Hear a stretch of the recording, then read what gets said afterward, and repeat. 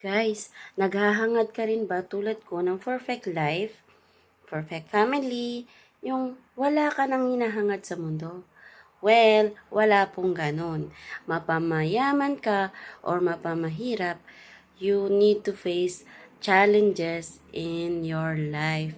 Wala pong taong ipinanganak na perfect. Meron at meron po tayong imperfections.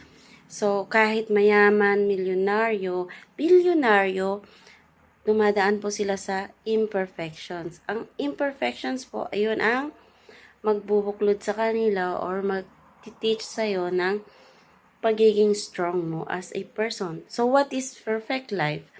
Perfect life begins with you. Hindi sa kanila, hindi sa kapitbahay, hindi sa kung saan pa man, kundi it begins with you. So, kahit mahirap ka, kung happy ka, it means perfect ang life mo. So, it doesn't matter you are rich or poor. Basta ako, mayaman or mahirap, dahil galing din po ako sa sobrang hirap, dahil farmer ang aking family, ang aking mother at father. So, sobrang happy po ako at sobrang na-appreciate ko sila as my parents kasi it's a blessings na magkaroon ka ng farmer na parents. So, happy po ako doon. So, I can call it, I have a perfect life kasi I accept the fact na galing ako sa mahirap. So, I have a perfect life. Happy ako eh. So, perfect life yun.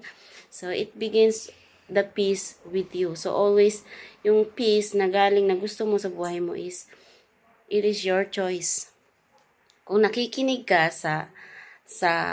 alam mo yun, sa bully, sa basher, sa ano, nothing will happen to you. Promise.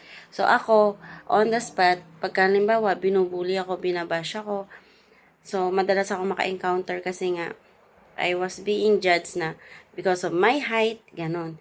So, binablock ko po yun on the spot. It means, hindi ko kailangan ng toxic people sa paligid ko. So, ayun. Gusto ko yung perfect life, maging happy ako at peace ako. So, nire-remove ko yung toxic sa buhay ko. So, that's it for today. Thank you.